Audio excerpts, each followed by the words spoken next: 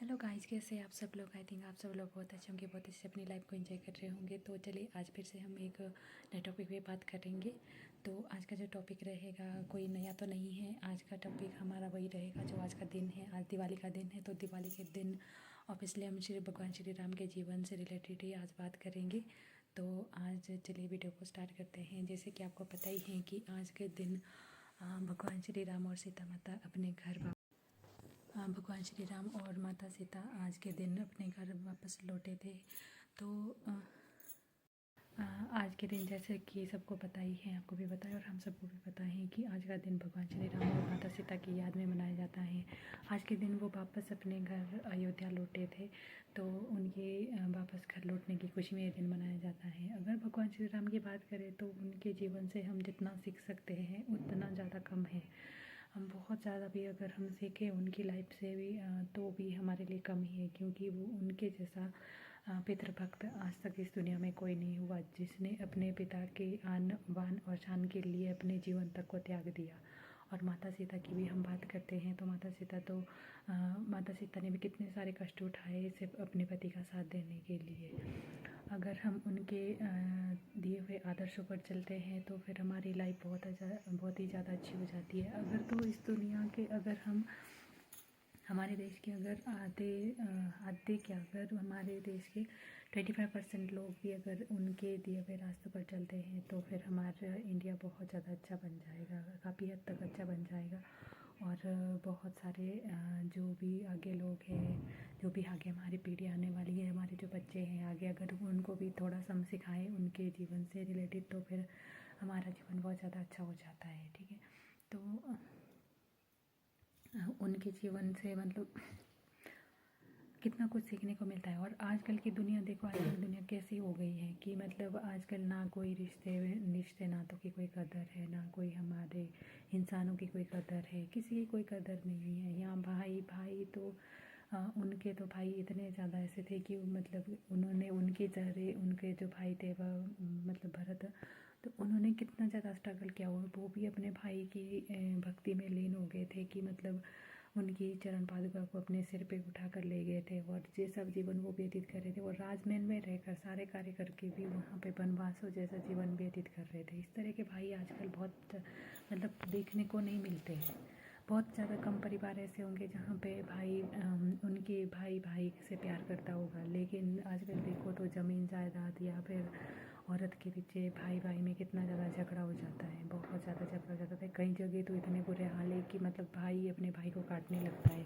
पता नहीं ऐसे लोग कैसे हो जाती है, इससे दिमाग इनका कैसे हो जाता है कि मतलब फिर भी इंसानियत के नाते भी अगर हम सोचें तो इंसान को एक खरोच भी हम ला नहीं सकते। लेकिन कुछ लोग इतने अजीब होते हैं कि मतलब किसी को काटने तक तैयार हो जाते हैं, और वो भी सिर्फ उस चीज़ के लिए जो चीज़ हमारी है ही नहीं। हम तो सिर्फ यहाँ पे कुछ टाइम के लिए आए हुए। जितनी सारी चीज़ें इस दुनिया में है ना, वो हमारे को सिर्फ उनका उपयोग करना है, उनका हमें भोग करना है, उनके साथ हमें कर्म करना है। लेकिन हम उनको ना कहीं भी नहीं लेके जा सकते हैं। तो फिर इन सारी चीज़ों के लिए हम लड़ाई क्यों कर रहे? इन सारी चीज़ों के लिए हमें लड़ना नहीं होता है। अगर थोड़े से लोगों को, जो लोग ऐसे होते हैं, अगर इनको थोड़ी सी अक्ल कोई दे दे कि भाई जब तुम्हें ये सारी चीज़ें लेके नहीं जानी है तो तुम इन चीज़ों के लिए लड़ क्यों रहे हो? यहाँ पे कोई भी चीज़ हमारे साथ नहीं जाएगी, यहाँ की कोई चीज़ हमारे साथ नहीं जाएगी। हमारे साथ अगर जाएगा तो हमारा कर्म, जो हमारा अच्छा और बुरा कर्म है बस वो जाएगा हमारे साथ। अच्छी बुरी चीज़ें जाएगी हमारे साथ, बाकी हमारे साथ कुछ नहीं जाएगा। ये सारी चीज़ें हम जो चीज़ हम लेके नहीं आए थे और जो चीज़ हम लेके नहीं जाएंगे उस चीज़ों के लिए हम क्यों लड़ें?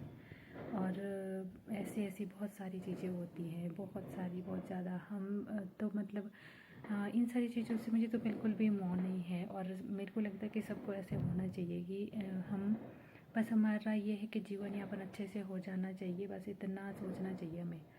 और मतलब ये है कि अगर तो हमारे पास अच्छा भी आ रहा है, अगर हमें कोशिश भी करनी चाहिए कि आगे बढ़ना है, लेकिन उसके लिए हमें पागल नहीं होना है कि हम किसी को मार भी दें, हम कुछ भी करते किसी को अपना मतलब ज़मीन जायदाद के लिए, घर पाने के लिए हम किसी को मार ही दें।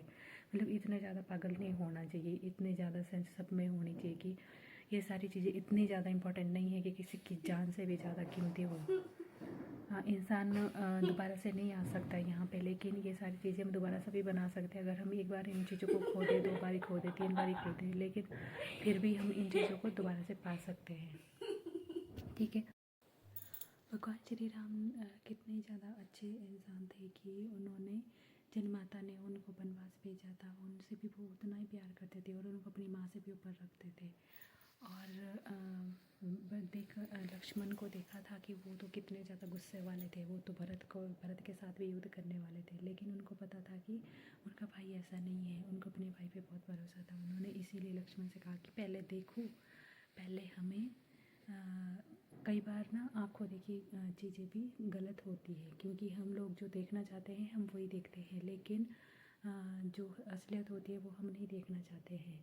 तो यही बात यहाँ पे भी हो गई थी कि जब वो वनवास में थे और भरत को पता चला था कि कैकेयी ने उनको वनवास दिया है, तो उनके पीछे पीछे वो रोते हुए चले गए थे।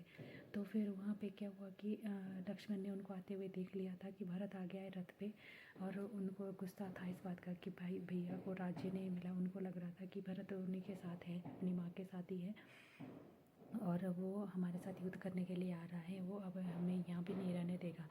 तो इसलिए वो बहुत ज़्यादा परेशान हो गई थी, क्योंकि लक्ष्मण जो थे वो बहुत ज़्यादा गुस्से वाले थे, लेकिन वो अपने भाई से बहुत सारा प्यार करते थे, वो भगवान श्री राम से बहुत ज़्यादा प्यार करते थे, वो उनको अपने भाई के ऊपर आँच भी नहीं आने देना चाहते थे, इसीलिए वो बहुत ज़्यादा गुस्सा होते थे। लेकिन जब वो उनके ऊपर गुस्सा हो गए थे तो भगवान श्री राम ने उनको क्या बात सिखाई कि कई बार ना आँखों का देखा भी झूठ होता है, जो तुमने देखा वो सच नहीं हो सकता है, क्योंकि भरत हमारे साथ युद्ध नहीं करेगा।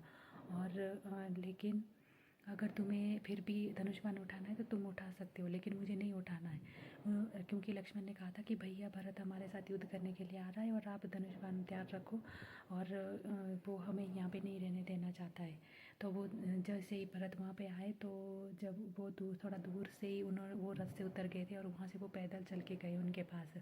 और जो लक्ष्मण थे उन्होंने पहले से ही धनुष बाण तैयार रखा था कि अगर वो हमारे साथ युद्ध करेगा तो मैं तैयार रहूँगा, लेकिन भगवान श्री राम ने ऐसा नहीं किया था। तो यहाँ पे हमें ये सबसे बड़ी ये सीख मिलती है कि कई बार आँखों देखा भी हमारा झूठ होता है, इसलिए जो भी बात हमें कहनी है किसी के साथ भी, उसको पहले अच्छे से जांच परख लो, फिर जाके किसी से बात करो। क्योंकि कई बार होता है ना कि कई बार हम बहुत ज़्यादा ऐसी चीज़ें कह देते हैं, परिवार में ही ऐसा होता है कि हम ऐसी चीज़ें कह देते हैं कि जिसकी वजह से बहुत ज़्यादा बड़ा झगड़ा हो जाता है, लेकिन वो बात झूठी होती है और बिना मतलब की बातें होती है, और उनकी वजह से हम फालतू में लड़ने लगते हैं। ये सारी चीज़ें होती है। तो इसलिए भगवान श्री राम ने वहाँ पे ये समझाया था कि कई बार आँखों देखी बातें भी झूठी होती हैं, तो हमें पहले अच्छे से जो भी किसी से बात कहनी है कुछ भी, तो आप कोई भी एक्शन लेने से पहले हमें अच्छे से जांच परख लेना चाहिए कि हम सही है या गलत है। तो यहाँ पे हमें ये सारी सीख मिलती थी। तो हमें इन सारी चीज़ों के लिए कभी भी लड़ना नहीं है, और इतना ज़्यादा हम दिवाली का त्यौहार मनाते हैं और सब लोग मनाते हैं, ऐसा नहीं कि कोई एक ही मनाता है, सारे लोग मनाते, बहुत खुशी से मनाते हैं, लेकिन सीखते कोई भी नहीं है इससे, जबकि हमें इससे बहुत सारी चीज़ें सीखने को मिलती हैं और हमें सीखना भी चाहिए। और जो लोग तो बहुत ज़्यादा गुस्से वाले होते हैं, बहुत ज़्यादा दूसरों के साथ लड़ाई करते हैं अपनी चीज़ों के लिए, उनको तो इससे बहुत ज़्यादा सीखने की ज़रूरत है। और क्योंकि ये सारी चीज़ें हमारे किसी काम की है ही नहीं, हम भगवान का नाम लेते हैं और इंसानों की जो हेल्प करते हैं वो सारी चीज़ें ही हमारे साथ जाती है, वो सारी चीज़ें हमारे काम आती है, उससे जो हमें दुआ मिलती है, हम किसी की हेल्प करते हैं, वो सारी चीज़ें होती हैं, कितनी सारी चीज़ें होती हैं। हम इस दुनिया में किस लिए आते हैं? सिर्फ हम खुशियाँ फैलाने आते हैं इस दुनिया में, और भगवान का नाम लेने आते हैं, उनका नाम स्मरण करने आते हैं, उनके नाम का प्रचार करने आते हैं। यही सारा हमारा काम होता है, यही सारी चीज़ें हमारे लिए होती है। सबसे ज़्यादा जो मेन जो मायने रखती है, ये सारी चीज़ें होती हैं। लेकिन हम लोग इन सारी चीज़ों से भटक कर हम कहीं और ही चले जाते हैं। हम लोग पैसों के पीछे भागने लगते हैं, ज़मीन जायदाद के पीछे भागने लगते हैं, या फिर औरत के पीछे भागने लगते हैं, जो कि बिल्कुल भी सही नहीं है।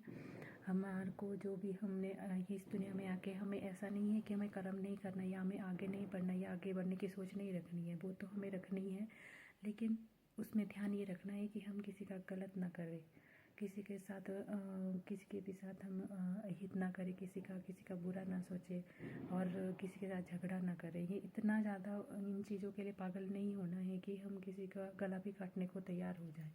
ये बहुत ज़्यादा अजीब बात है और बहुत ज़्यादा बुरा लगता है अगर इस तरह की बातें बहुत ज़्यादा सुनने को आई है कई बार कि भाई भाई ने ज़मीन के पीछे गला काट दिया। अब वो कहाँ, तो वो उसने अपना भाई भी मार दिया, खुद भी जेल चला गया, और कितनी ज़्यादा उसका परिवार, दोनों के परिवार बिखर गए। कितनी ज़्यादा बुरी बात होती है ये।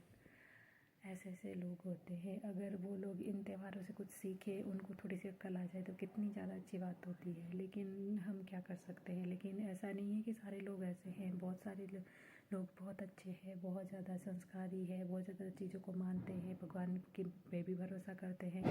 ऐसे लोगों की वजह से ही दुनिया टिकी हुई है, ऐसे लोगों की वजह से ही इस दुनिया में शांति है। नहीं तो अगर सारे लोग इस तरह के हो जाए तो फिर तो बहुत ज़्यादा मुश्किल है इस दुनिया में जीना।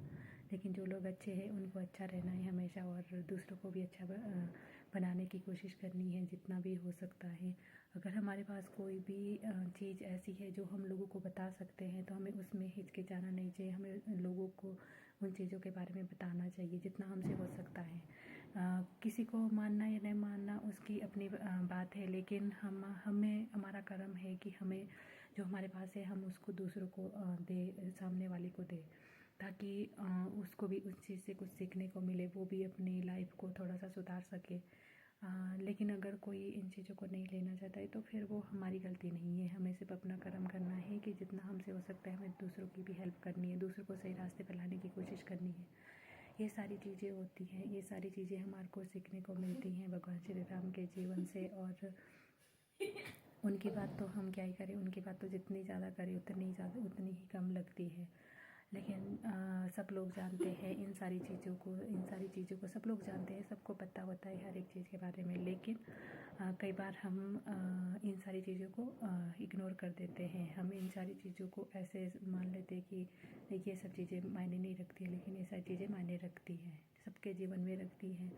और सभी के लाइफ में ये सारी चीज़ें होनी भी चाहिए, संस्कार होने चाहिए हमारी लाइफ में। और आप अपने बच्चों को भी रामायण, श्री कृष्ण, ये सारी चीज़ें अगर स्टार्टिंग से ही दिखाना या बताना स्टार्ट करेंगे तो फिर आपके बच्चों में भी भक्ति के बहुत ज़्यादा संस्कार आने लगते हैं।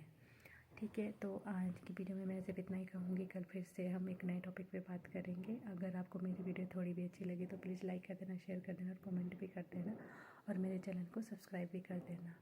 जिन्होंने मेरे चैनल को सब्सक्राइब किया उनको दिल से थैंक यू। आप हमेशा हैप्पी रहिए और आगे बढ़ते रहिए और अपनी लाइफ को एंजॉय करते रहिए और दूसरों को भी सही रास्ता दिखाते रहिए। Thank you so much.